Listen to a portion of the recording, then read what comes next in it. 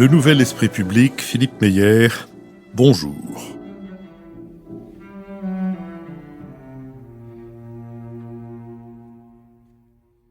Bonjour, merci de nous avoir rejoints pour ce nouvel esprit public au cours duquel nous allons tenter d'éclairer certains aspects de l'actualité. Nous le ferons avec Nicolas Bavrez, essayiste et avocat, avec Mathias Fekl, ancien ministre et avocat, avec Béatrice Gibelin, fondatrice de l'Institut français de géopolitique et directrice de la revue Hérodote, et avec Lionel Zinsou, ancien Premier ministre du Bénin et président de la fondation Terra Nova. Je voudrais d'abord dire un mot sur les émissions à venir. Donc, dimanche prochain, nous diffuserons une émission thématique avec le professeur Georges Forestier autour de la biographie de Molière qu'il a publiée et qui a connu un regain de succès à l'occasion du 400e anniversaire. Cette thématique sera précédée d'un bada, d'une espèce de mise en bouche, de zakouski, avec le même professeur Georges Forestier qui sera diffusé mercredi. Donc, mercredi à venir, bada sur Molière. Dimanche, émission thématique sur Molière. Les deux à recommander tout à fait aux lycéens et à toute personne susceptible de passer un examen dans lequel il est question de littérature. Dimanche 5 juin, une émission de commentaires de l'actualité normale. Dimanche 12 juin, élection législative.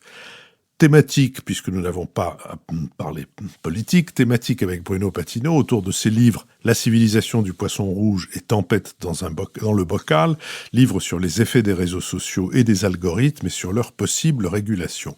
Dimanche 19 juin, réélection thématique et réélection législative, et cette fois-ci de nouveau, donc pour les mêmes raisons, émission thématique avec Julien Lebotte autour de son livre « Dans la tête de Mark Zuckerberg ». Et enfin, dimanche 26 juin, émission de commentaires de l'actualité politique nationale et internationale en public et à l'école alsacienne. Les inscriptions sont ouvertes dès aujourd'hui.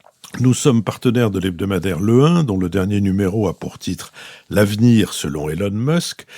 Ce numéro est ainsi chapeauté, nommé par le magazine Time en décembre le nouvel homme le plus riche du monde.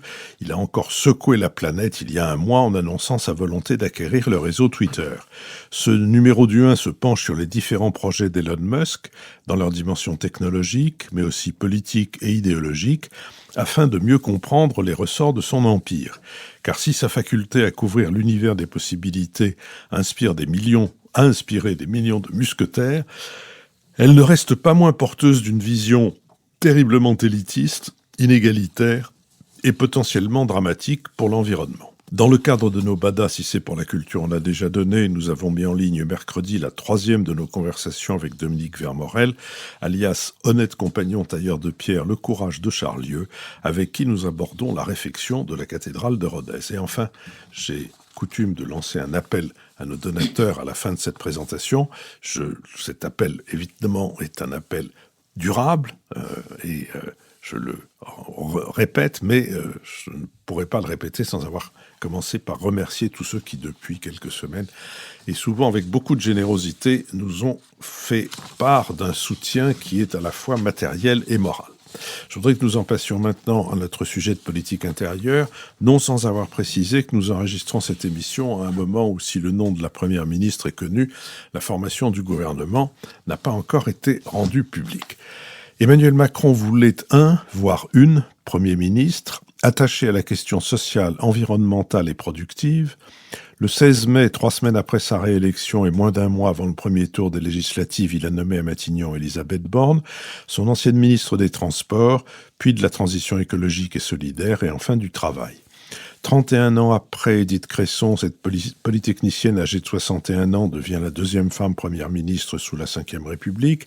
Ancienne du cabinet de Lionel Jospin, elle a cependant porté dans des gouvernements Macron des réformes jugées de droite, SNCF, assurance chômage.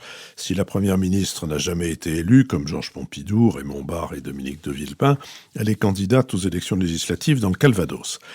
De la campagne des législatives à la composition du gouvernement, alors que le rôle de patron de la majorité est normalement dévolu au Premier ministre, le président est à la manœuvre.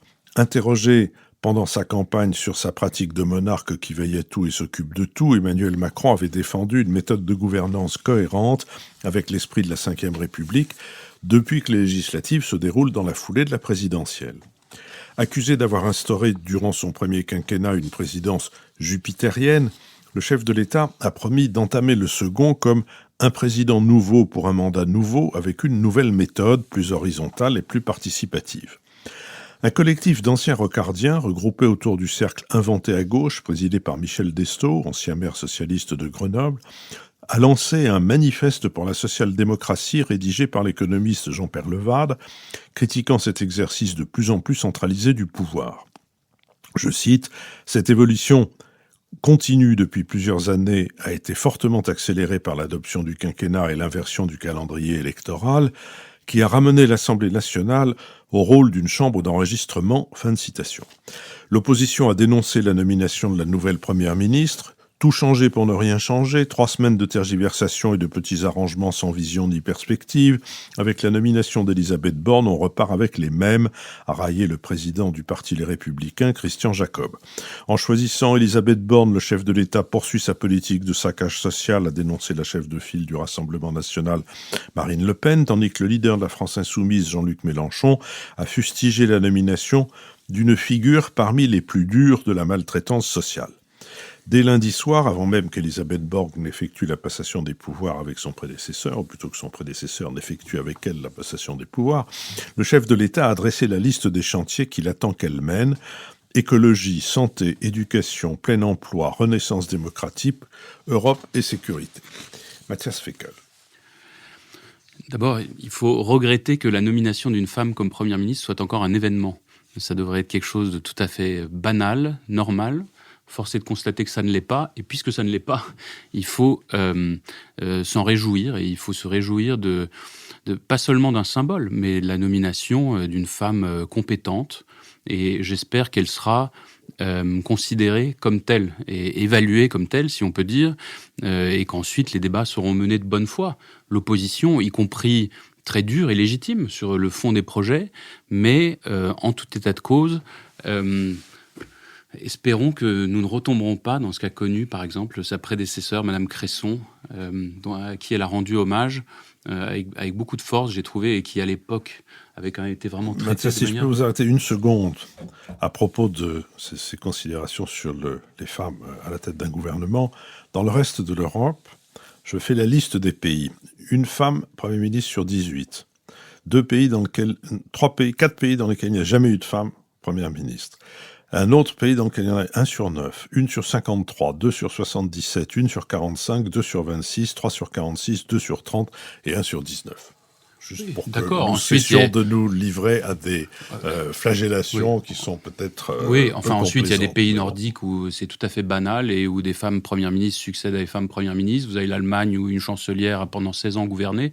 Donc on peut aussi regarder de temps en temps là où on doit s'améliorer. Je pense que c'est pas gênant. C'est pas pour ça qu'on n'aime pas son pays. Et on peut quand même constater qu'il y a un retard très fort. C'est en train d'être surmonté dans les entreprises grâce à une loi qui a installé des quotas dans les conseils d'administration. C'est en train de progresser en politique, là aussi, grâce à une loi très volontariste. Moi, je m'en réjouis. Voilà, c'est tout ce que je voulais dire. De toute façon, le cœur de notre émission aujourd'hui est plutôt sur l'approche institutionnelle et sur la lecture institutionnelle des sujets. Et là, je suis beaucoup plus préoccupé. Et donc, je livre quelques pistes comme ça pour ouvrir la réflexion. La soumission du Parlement à l'exécutif et une forme aussi de subordination du Premier ministre au Président, c'est pas nouveau sous la Ve République. Ce qui est nouveau, me semble-t-il, c'est le quasi-effacement de l'Assemblée nationale sous l'effet conjugué de tendances assez différentes. C'est d'abord le quinquennat, l'inversion du calendrier et l'élection quelques semaines après la présidentielle, députés qui donc sont là soit pour valider tout ce que le président souhaite, soit pour contredire tout ce que le président souhaite. Dans les deux cas, ça me semble pas très intéressant et pas très pertinent. La deuxième évolution, c'est la manière dont a été faite, dans un gouvernement auquel j'appartenais, le non-cumul des mandats. Je devais être d'ailleurs à l'Assemblée à l'époque. Moi, je pensais qu'il fallait faire le non-cumul des mandats, mais avec une vision de renforcement du Parlement, réduction du nombre de parlementaires, augmentation de leur pouvoir, pour que l'Assemblée devienne un vrai lieu de contrôle, d'évaluation. C'est pas le cas aujourd'hui. Donc, vous avez des élus qui sont quand même dans une forme soit d'opposition stérile ou frontale ou permanente, soit d'allégeance à la présidence de la République. Et puis le dernier aspect, c'est la disparition des partis politiques comme force politique à part entière, qui fait qu'en réalité, c'est une logique institutionnelle, c'est pas une logique personnelle. Il n'y a plus aucun intermédiaire entre la décision présidentielle et la conduite des politiques publiques. Et je veux venir à un deuxième point, c'est que le risque de cette pratique-là du pouvoir, qui nous a fait complètement changer de constitution en réalité, avec une partie qui vient de réformes constitutionnelles et législatives, une autre qui vient de la pratique successive du pouvoir, c'est que les institutions soient de plus en plus dévaluées aux yeux de nos concitoyens. Les institutions démocratiques doivent être efficaces, elles doivent permettre une prise de décision et la mise en œuvre de politiques, mais elles doivent aussi être une sorte de réceptacle de la conflictualité qui est inhérente à toute société. Dans un Parlement digne de ce nom, les oppositions, les divergences d'intérêts, d'idées, de philosophie doivent pouvoir être surmontées, se transformer en débat et ensuite en lieu d'élaboration de réformes plus ou moins acceptables par tous. C'est comme ça que fonctionne une démocratie moderne. Je pense qu'on est très loin, et le risque, je conclue là-dessus cette ouverture, le risque, c'est que en fait, les débats se déplacent ailleurs, et se déplacent en particulier dans une opposition dans la rue, c'est-à-dire dans des mouvements plus ou moins contrôlés, plus ou moins sincères, plus ou moins violents, qui en réalité animent progressivement le débat public. C'est ce qu'on a connu dans le quinquennat précédent, et que seule la pandémie, finalement, était parvenue à arrêter. Béatrice Gibelin. Oui, effectivement, depuis la Ve République, la vie parlementaire, même si elle est devenue, j'allais dire, une chambre d'écho et d'enregistrement du bon vouloir de l'équipe autour du président, quand même, souvenons-nous, c'est quand même un député gaulliste qui avait parlé d'un parlement godillot. Et on sait très bien ce que ça voulait dire, c'est tout. C'était dans l'admiration vis-à-vis de Gaulle, on n'avait qu'à entériner ce que décidait de Gaulle. Bien. Donc cette idée de parlementaire de godillot avec des chambres avec de très très fortes majorités, on en a une en 78 par exemple, ce qui n'a pas empêché la gauche d'arriver en 80. Mais avec un système où le poids du président, quand il est là avec une forte légitimité, il n'y a pas forcément de grands débats à l'Assemblée qui ne fonctionnent pas sur ce modèle presque idéal que Mathias vient de nous présenter. Donc je pense que ça fait déjà un moment qu'on a connu des parlements qui se reconnaissent même comme tel godillot. Je pense que dans ce qui c'est l'exercice de ce dernier quinquennat, l'expérience des frondeurs sur le quinquennat précédent sous Hollande a été, j'allais dire, une inquiétude pour le président Macron, jeune président de 39 ans, qui tenait absolument à ne pas être confronté de nouveau à des frondes qui ont quand même pesé lourd et de façon, de mon point de vue, négative et non pas démocratique pour arriver à un consensus dans un débat, mais qui était un tir de barrage sur justement un président qui n'était pas pour le moins jupitérien. C'est-à-dire on le trouvait mou, on le traitait de culbuto, il faisait pas président. Voilà.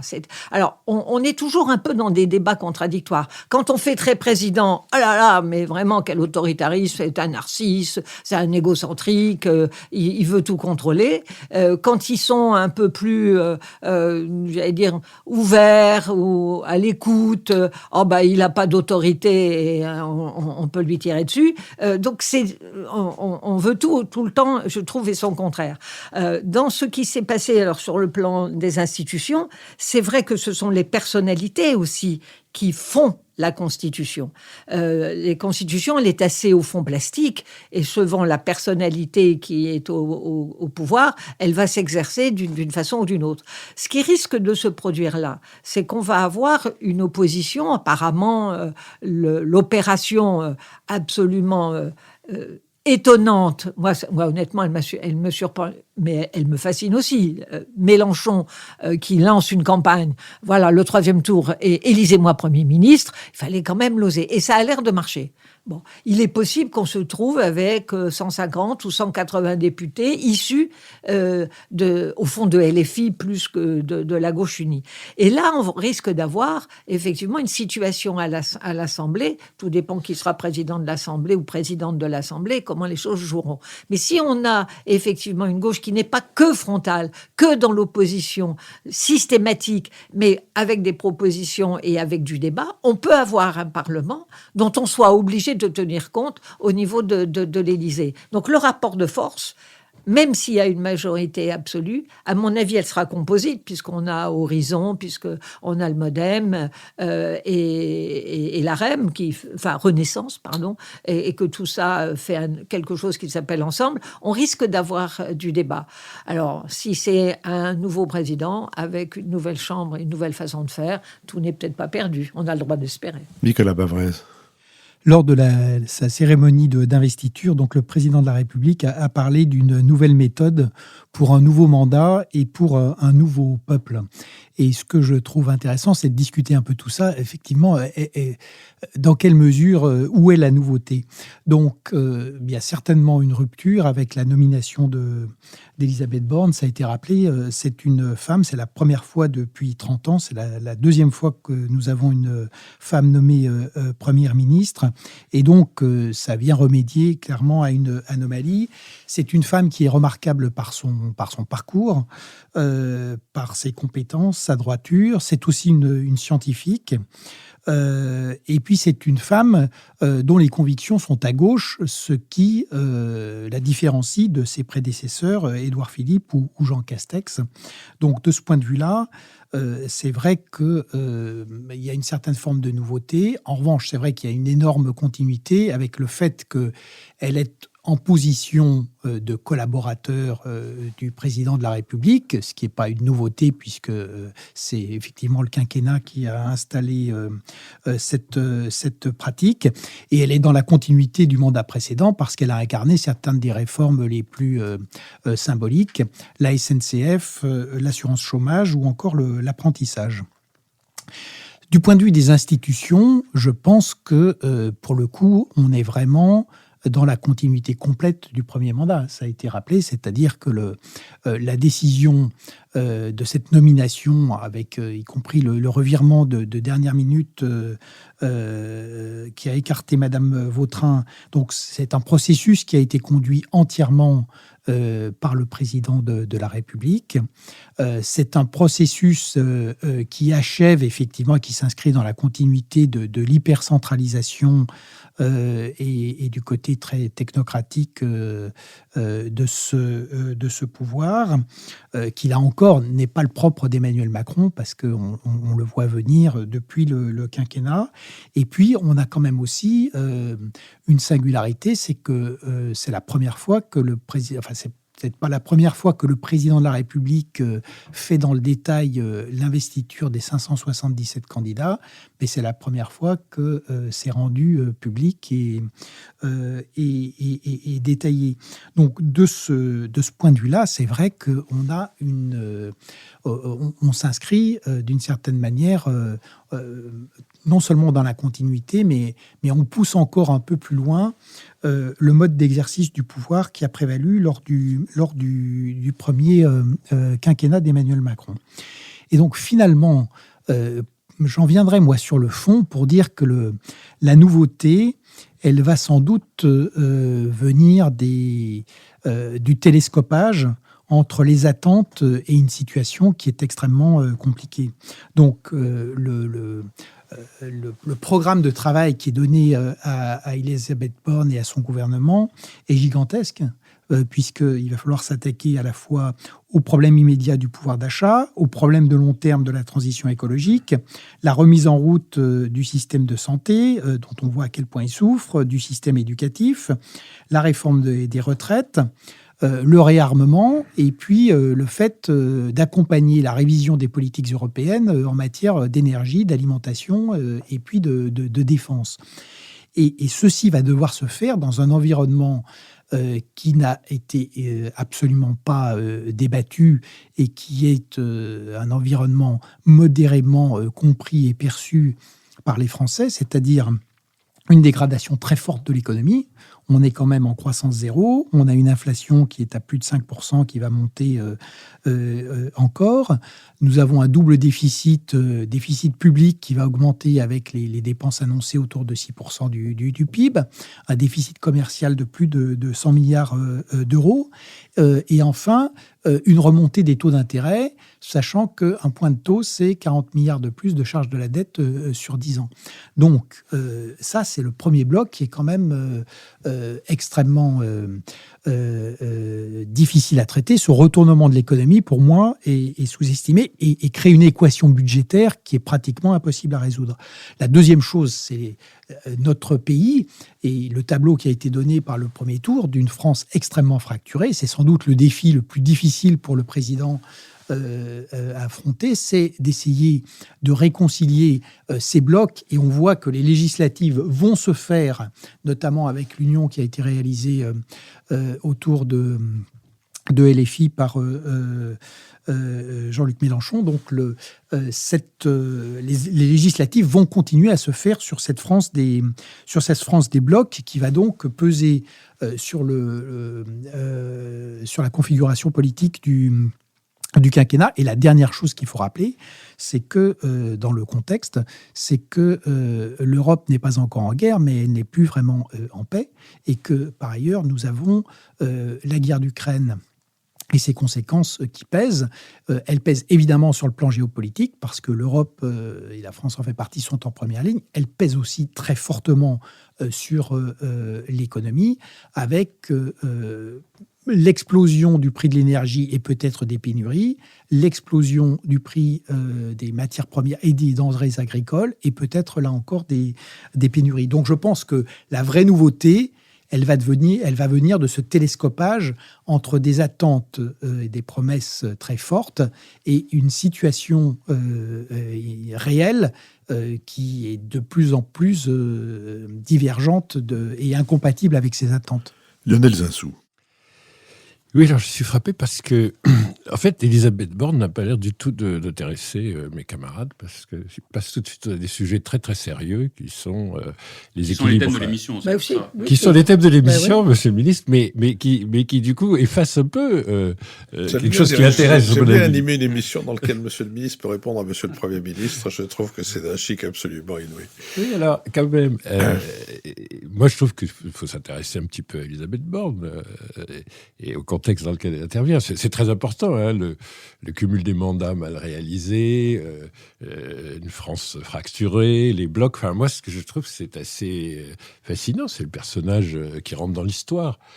Parce que, au fond, quand on est président du Conseil, quand on est Premier ministre, la notice biographique sur Wikipédia ou dans le Larousse, je ne sais plus si ça existe encore, mais elle s'allonge quand même. On devient un personnage qui va être regardé et considéré pendant, en fait, des générations. Et moi, je trouve que c'est quand même un personnage très intéressant. Et c'est très intéressant de la comparer à la personnalité d'Édith Cresson.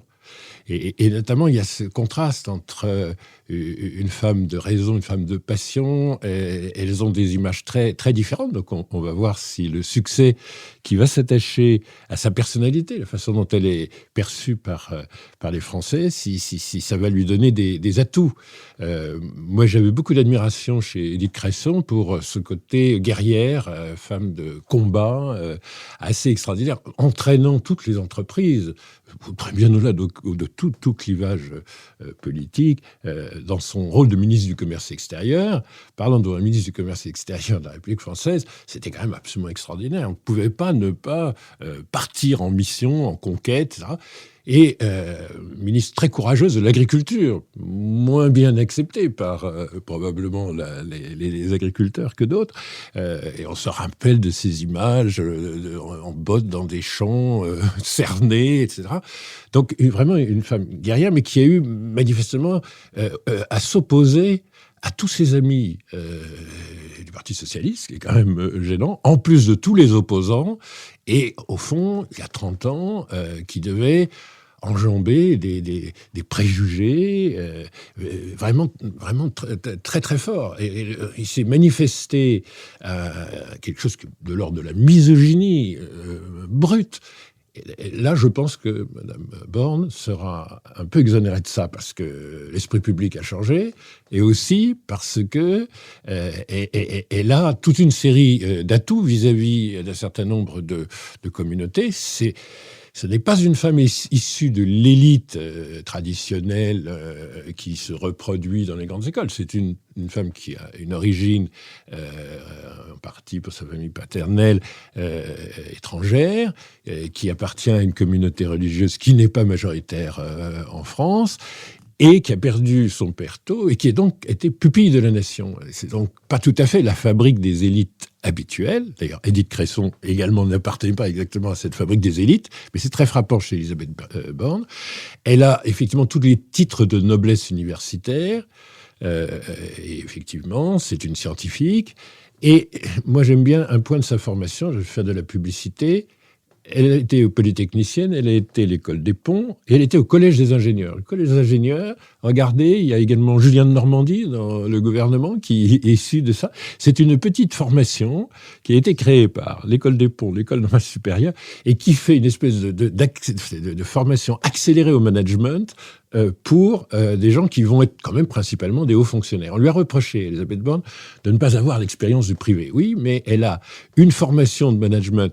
Alors, c'est pas parce que j'ai enseigné dans cette honorable et toute petite institution que je considère qu'elle est excellente, mais il se trouve quand même que dans la formation initiale, il y a quelque chose qui ressemble à une formation au management, et il se trouve qu'elle a dirigé des entreprises considérables. Le fait qu'elle ne soit pas privée, comme la RATP ou la SNCF, c'est autre chose que l'expérience ou pas d'avoir dirigé des très grandes organisations qui ont des vrais problèmes de marketing, des vrais problèmes d'investissement, des problèmes considérables de ressources humaines. Une autre chose qui m'a frappé, c'est en parlant avec tel leader syndical, par exemple Laurent Berger, c'est quand même l'hommage au fait que c'est une négociatrice assez extraordinaire. Elle n'est pas... Édith Cresson, vous vous rappelez aussi peut-être des épisodes un peu difficiles à la Commission européenne. Elle était souvent dans le combat. Je crois qu'Elisabeth Borne est dans la négociation et dans le dépassement macronien. Et au fond, quand même, les réformes qu'elle a animées sont très importantes. Et Laurent Berger dira, c'est quelqu'un qui vous écoute. Et on a en plus l'impression qu'elle tient compte de ce qu'elle a entendu. Et qu'elle a une qualité d'écoute assez exceptionnelle. Alors, comme à beaucoup de femmes de pouvoir, on oppose, elle est assez dure. Oui, mais enfin, ça, c'est juste un cliché sur les femmes de pouvoir. Il faut que les femmes de pouvoir soient beaucoup plus autoritaires que s'ils étaient des hommes. Et ça, il faut effacer ce genre de choses. Vous dirigez pas des organisations qui ont des centaines de milliers de salariés. Vous faites pas des très grandes réformes en étant dans une forme quelconque de laxisme. Donc, je pense qu'elle a des qualités et beaucoup des quelques défauts qui sont évoqués sont, et notamment le surnom de burn-out, sont vraiment très excessifs. Dernière chose, elle met la gauche en mauvaise situation parce que elle est quand même authentiquement de gauche. Et Matignon, c'est une machine assez technique. Elle y a quand même passé 5 ans auprès de Lionel Jospin. Elle a quand même été directeur de cabinet de Ségolène Royal. Elle connaît parfaitement le fonctionnement de l'État dans tous les aspects techniques. Ça différencie aussi un peu de tels de ses prédécesseurs, dont Édith Cresson. Et c'est donc une personnalité remarquable qui mérite son entrée dans l'histoire. Oui, moi, je voudrais... après ce qu'a dit Nicolas, enfin, on a presque envie de dire, bon, il n'y a plus rien à faire, ça va être une telle catastrophe qui nous attend que c'est plus la peine de se mobiliser. Je crois pas.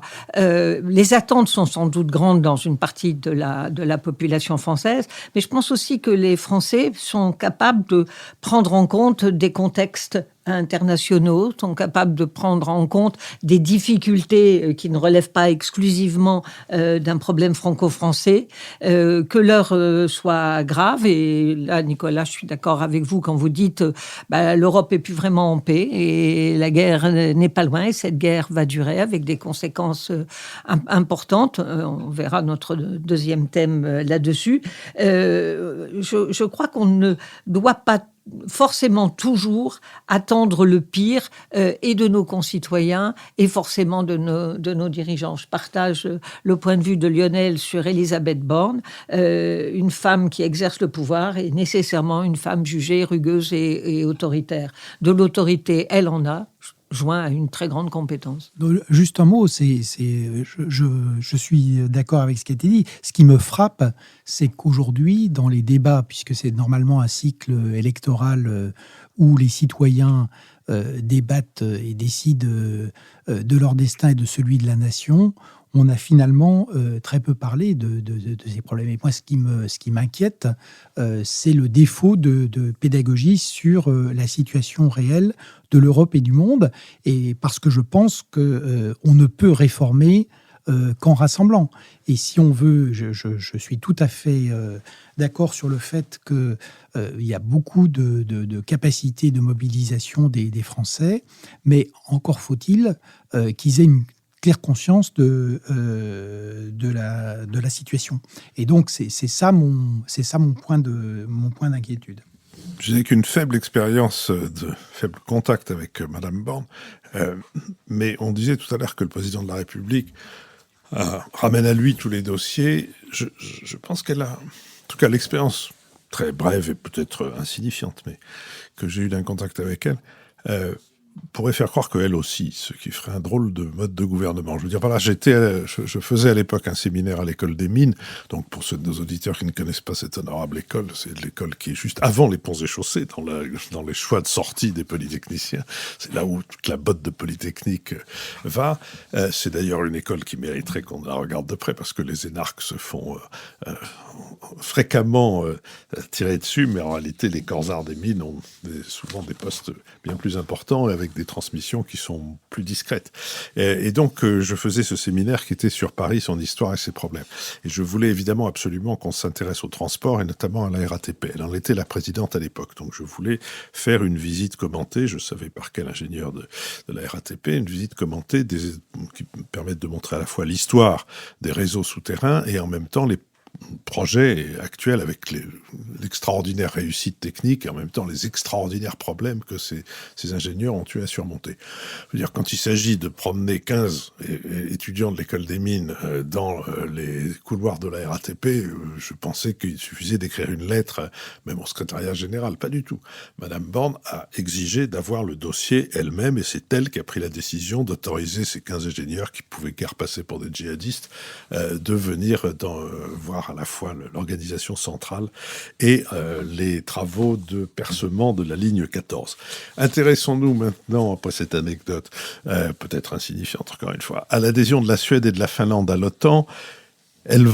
Ces deux pays vont formellement transmis le 18 mai leur demande d'adhésion. Le principe de neutralité, pourtant ancré dans l'histoire de ces deux pays, a été balayé par l'agression de Moscou en Ukraine. La perspective d'une protection collective, garantie par l'article 5 du traité de l'Atlantique Nord, l'attaque contre un des membres est considérée comme une attaque dirigée contre tous, a eu raison des fortes réticences qui s'exprimaient jusqu'alors dans une partie des opinions publiques finlandaises et suédoises. Depuis le 24 février, avec l'invasion russe de l'Ukraine, 70% des Finlandais et 50% des Suédois sont favorables à une adhésion à l'OTAN. Une nouvelle ère s'ouvre, a déclaré le président finlandais en lançant en direction de Moscou, je cite, « Vous avez causé cela, regardez-vous dans le miroir ». Partageant une frontière de 1340 km avec la Russie, la Finlande possède une des plus grandes armées européennes, comptant 900 000 réservistes, dont 280 000 mobilisables immédiatement, pour un total de 5,5 millions d'habitants. La Suède, qui a commencé à réinvestir dans son armée depuis l'annexion de la Crimée par la Russie en 2014, a quant à elle partiellement rétabli le service militaire en 2017. Le pays dispose d'une armée de 25 000 soldats aptes au combat et de 25 000 autres réservistes. L'OTAN devrait donc passer de 30 à 32 pays, dont 23 membres de l'Union. Ces demandes d'adhésion sont la preuve qu'une agression comme la guerre en Ukraine ne paie pas, s'est félicité le secrétaire général de l'Alliance occidentale, Jens Stoltenberg.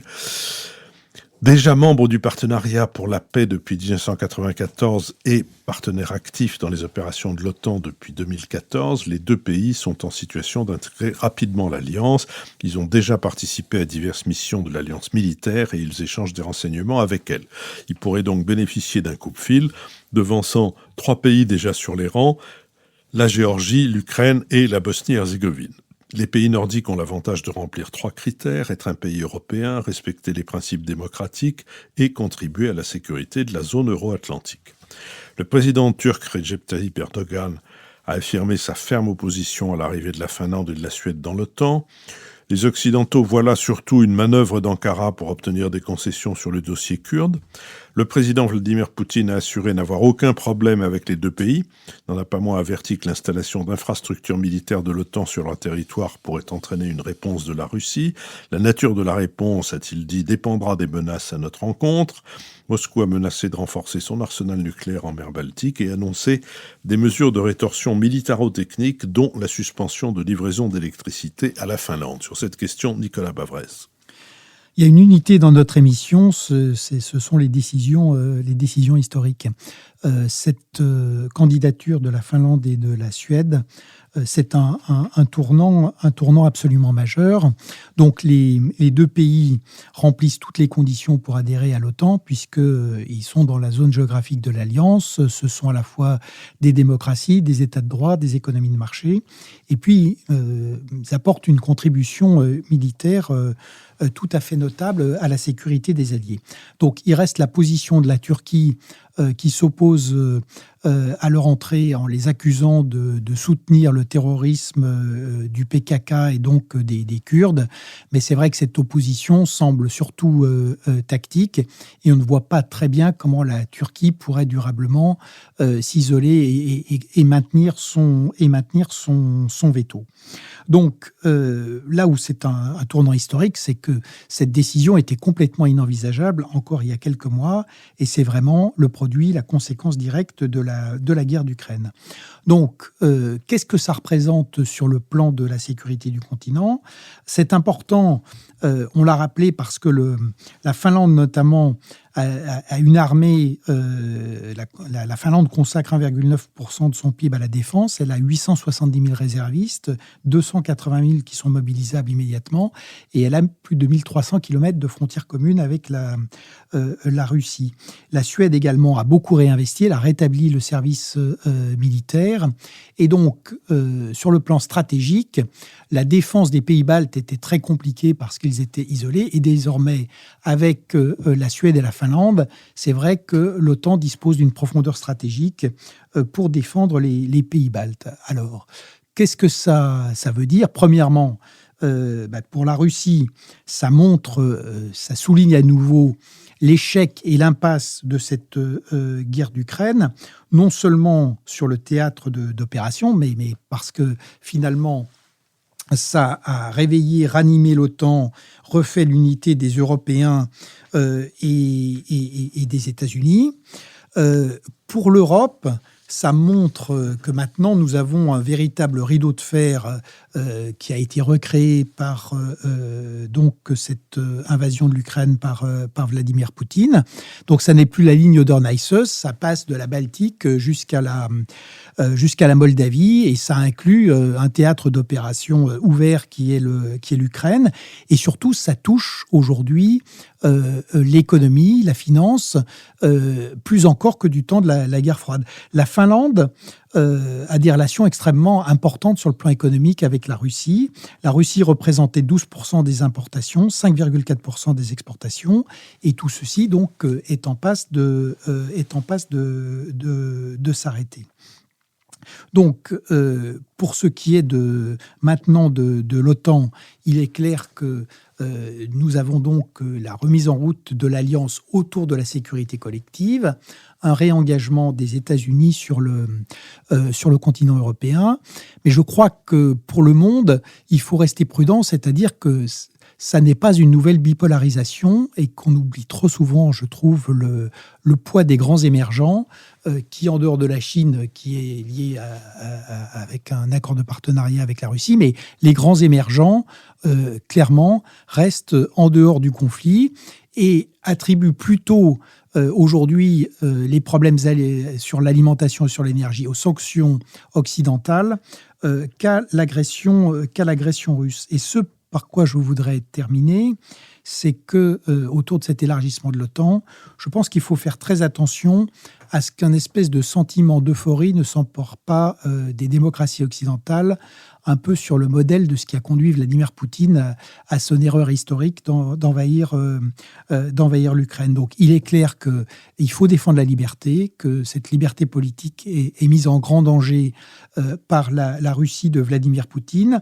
mais il faut le faire non pas en encourageant une logique d'escalade, mais en mettant en place une stratégie de long terme d'endiguement de ces régimes autoritaires, ce qui veut dire de la dissuasion militaire, c'est entendu, de la supériorité technologique, mais aussi de la résilience des nations, le refus de l'affrontement direct, le maintien du dialogue avec les sociétés civiles et une ouverture en direction des émergents. Il est vital de ne pas laisser le Sud dériver en dehors de l'Occident en raison des séquelles du colonialisme et se rapprocher des régimes autoritaires. Béatrice Gibelin. Alors, ce qui est absolument sûr, c'est que personne ne s'y attendait à ce qu'on ait, en janvier, les opinions publiques, qu'elles soient finlandaises ou suédoises, n'étaient pas favorables à une intégration à l'OTAN. Et c'est donc cette erreur stratégique majeure, j'avais envie de dire, Poutine, il a tout raté avec son invasion dans l'Ukraine, puisqu'il réveille l'OTAN, il réveille l'Occident, on retrouve les États-Unis présents en Europe, puisque le nombre de soldats américains est de nouveau à la hausse. Il était à peu près de 60 000 en 2020, il atteint les 100 000. Je rappelle qu'il était à plus de 300 000 au milieu des années 90. Donc, un changement colossal. La Suède, ça faisait quand même 2 siècles qu'elle avait choisi la neutralité.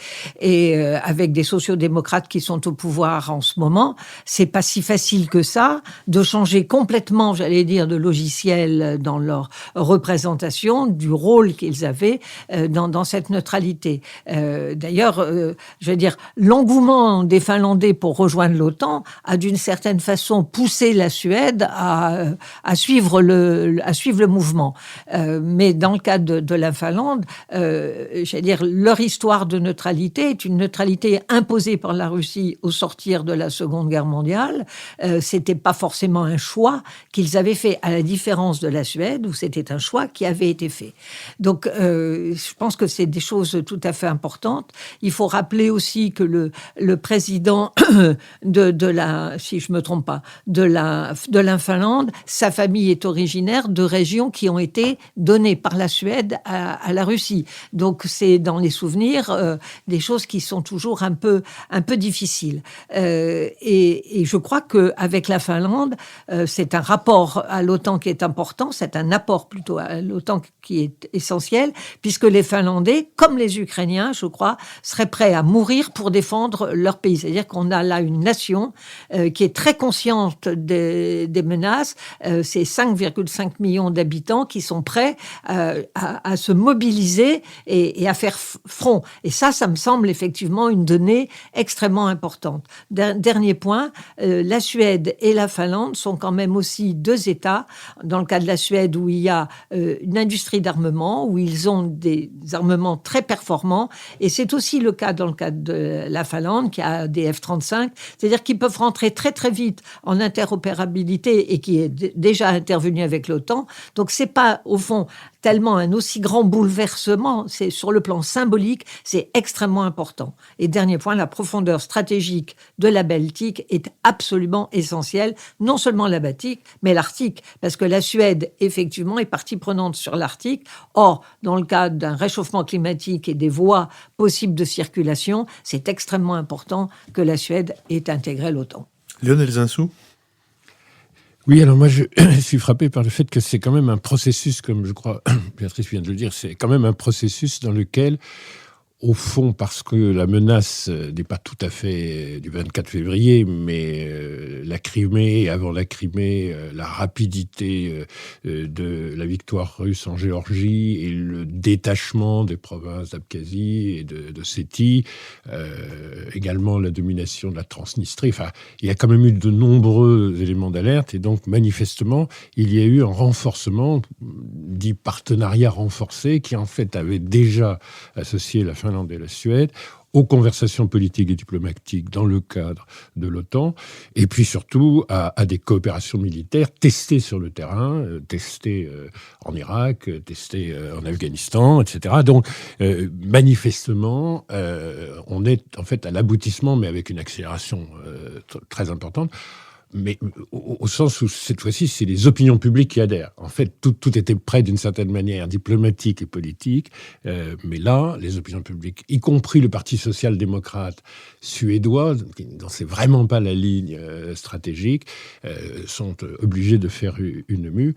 C'est pas tout à fait vrai qu'il n'y avait pas de guerre en Europe depuis la Seconde Guerre mondiale. Il y avait les événements où, dans les Balkans, on était quand même beaucoup avec les populations slaves de Serbie, les problèmes de purification ethnique, etc., dans une situation qui déjà défiait beaucoup la relation de la Russie avec l'Europe. Et il y a ce qu'on a rappelé sur les pays du Caucase, et puis évidemment la Crimée en 2014. Donc, en réalité, c'est des processus qui sont assez anciens, d'une certaine manière.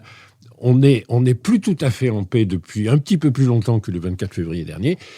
Et donc là, ce qui est frappant, c'est la cristallisation subite et le changement des opinions publiques. Alors cela dit, il faut bien voir quel est le poids des pays concernés.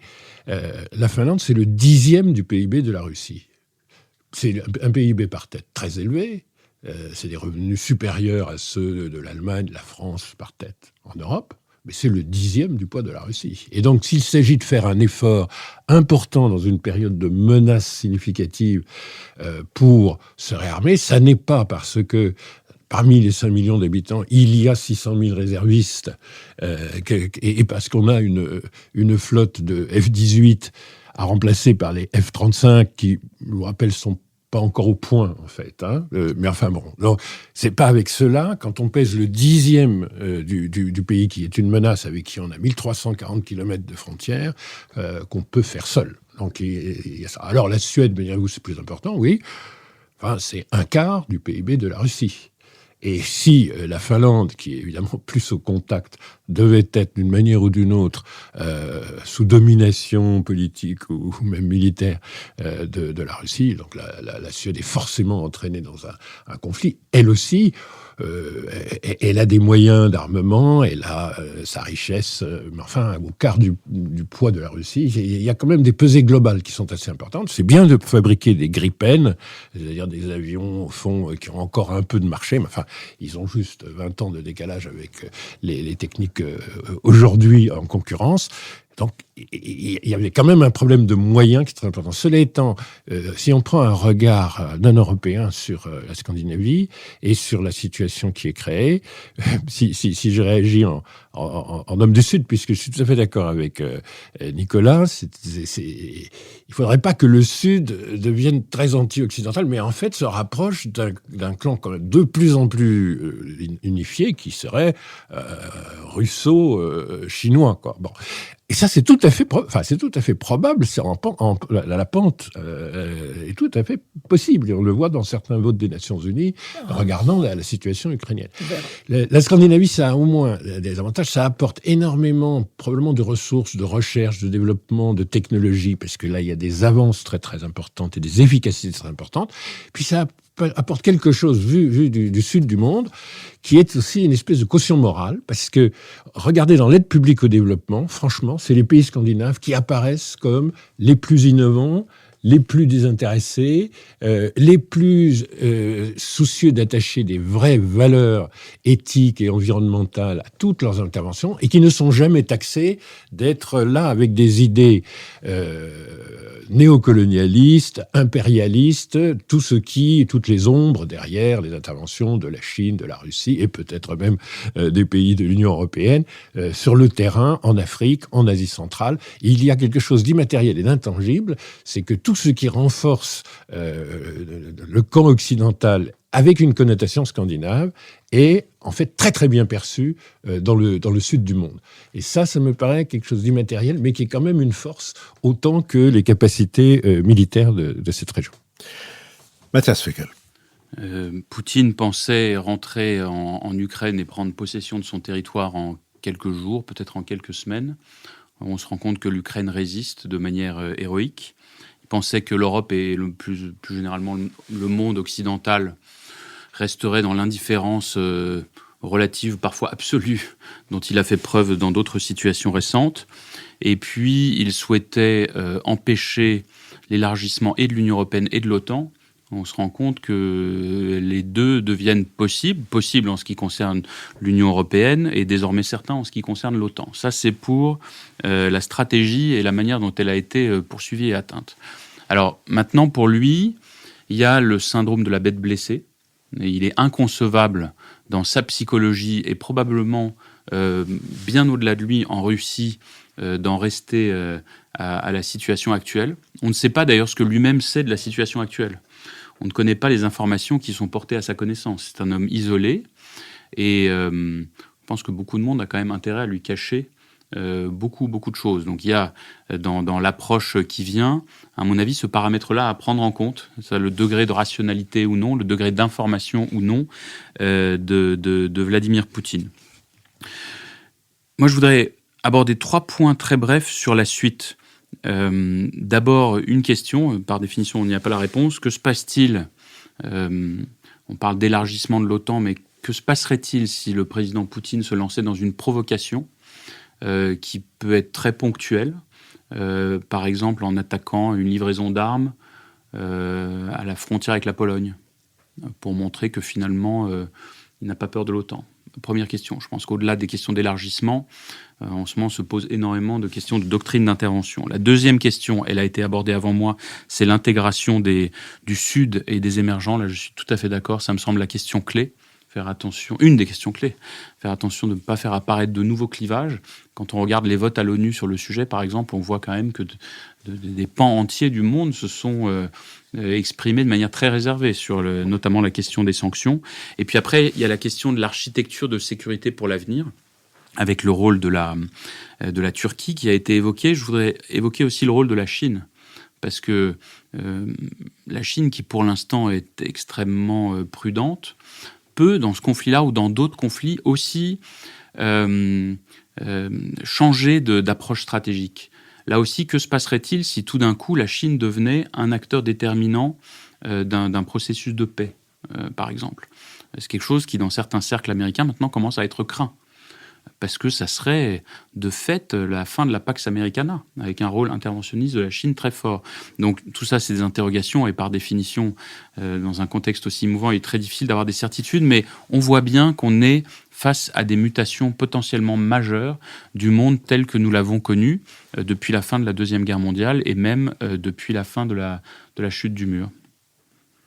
Je vous remercie. L'heure a sonné de notre dernière séquence, la séquence des brèves, que je voudrais ouvrir en rendant hommage à l'action à la tête du ministère de la Culture de Roselyne Bachelot, qui a été la 7e, non pas la 7e femme de Barbe Bleue, mais la 7e ministre de la Culture, ce qui prouve qu'il y a un domaine dans lequel les portes sont ouvertes pour les femmes.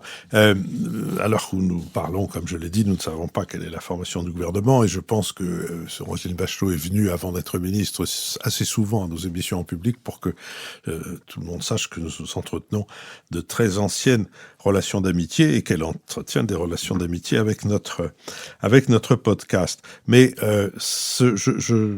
je suis par fonction, quand j'étais journaliste dans la presse écrite et aussi par mon activité, très attentif à ce qui se passe au ministère de la Culture, et je dois dire que ça faisait longtemps qu'on souhaitait qu'il y ait quelqu'un qui soit capable de traiter des problèmes de fond, comme la question des droits d'auteur, comme la question des défis que pose aujourd'hui le numérique, tout en étant en même temps capable de tenir tête à d'autres ministères. On n'imagine pas ce qu'a été la bataille pour les arbitrages, pour soutenir les intermittents, permettre que les théâtres continuent à vivre, en dépit d'une cérémonie des Césars particulièrement ridicule dans laquelle on a vu Marina Foïs dans un rôle de gilet jaune de chez Vuitton à 40 000 €. Il faut pour ça une connaissance des rouages de l'État, de l'administration, une détermination politique qui n'ont pas manqué à Roselyne Bachelot, pas plus je crois que le flair ne lui a manqué quand il s'est agi de procéder de nomination au Louvre, à Avignon, à Orsay, à Beaubourg, au musée d'art moderne, etc. Donc voilà, je pense que j'ai donné quelques pistes des raisons de cet hommage. Béatrice Gibelin. Bien, moi, ce sera le dernier ouvrage publié avant sa mort d'Aaron Appelfeld, qui s'intitule La stupeur. On parle beaucoup de l'Ukraine en ce moment et de ce peuple héroïque, effectivement, enfin tout au moins son héroïsme dans cette guerre. Et puis quand on reprend cet ouvrage sur une période tragique qui est celle de l'invasion allemande et de la liquidation des Juifs en Ukraine et de la participation des Ukrainiens à cette liquidation. Et c'est pour une fois, c'est pas un petit garçon qui est central, puisque c'est toujours le double d'Aaron Appelfeld, c'est une femme, une jeune femme chrétienne qui vit un enfer avec un mari brutal, qui la viole plusieurs fois par jour et par nuit, et qui assiste sans bouger à la liquidation, l'humiliation d'abord, et la liquidation de ses voisins juifs, qui, dans l'ambiance générale qu'elle n'aime pas, parce qu'on n'aime pas les juifs, on s'en méfie, et puis elle aura le courage, après leur assassinat, de quitter sa maison, de quitter son village, et c'est le début d'une errance de cette femme qui va trouver auprès d'autres femmes, qu'elles soient paysannes, prostituées, aubergistes, une aide, et c'est absolument magnifique. Lionel Zinsou. Oui, moi je voudrais rendre hommage à un petit livre, très très très grand par son importance méthodologique, du professeur au Collège de France, François-Xavier Fauvel, « Penser l'histoire de l'Afrique ». Il y a certains lecteurs qui se disent c'est à l'histoire médiévale de l'Afrique, à la reconstitution de ce que pu être l'histoire médiévale de l'Afrique, un peu ce que Triste Tropique, d'une certaine manière, a été à la réflexion sur la méthodologie de l'anthropologie. C'est vraiment fondamental.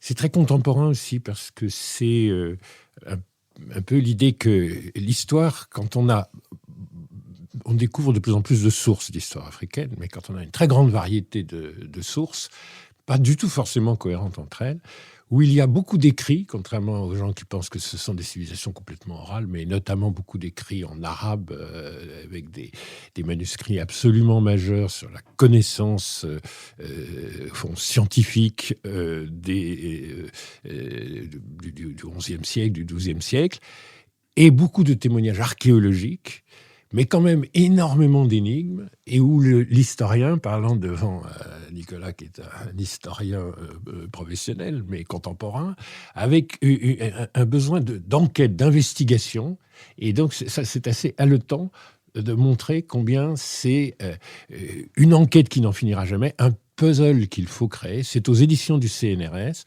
Penser l'histoire de l'Afrique, François-Xavier Fauvel, formation de philosophe, puis quelques petits boulots, puis tout d'un coup, une vraie vocation d'archéologue et d'historien, professeur au Collège de France, absolument majeur sur les études africaines aujourd'hui. Nicolas Bavrez.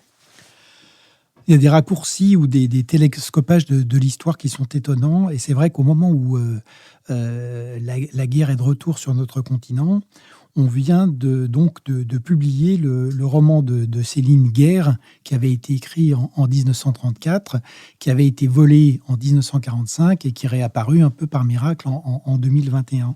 Et c'est vrai que c'est un texte qui est un texte extrêmement puissant et qui raconte la convalescence de Céline après sa blessure en 1914 à l'hôpital d'Ypres. Et c'est un texte qui est incontestablement un texte extrêmement puissant et que je recommande par ce qui fait la grandeur tragique de Céline, c'est-à-dire effectivement une écriture tout à fait singulière, une capacité à décrire la dureté, la violence et les séquelles que laisse la guerre. Matthias Fekl. Je conseille le livre d'un jeune préfet qui est aussi un jeune auteur. Alors je dis jeune, il doit avoir à peu près mon âge. Donc il est très jeune. Un enfant, il a encore du placenta dans les narines. Peut-être pas. Qui s'appelle Frédéric Potier, qu'on connaît pour l'instant pour des ouvrages très sérieux sur l'antisémitisme, sur la haine, pour son ouvrage récent sur Pierre Mendès France aussi, et qui s'est lancé dans la rédaction d'un thriller politique qui s'appelle La Menace 732.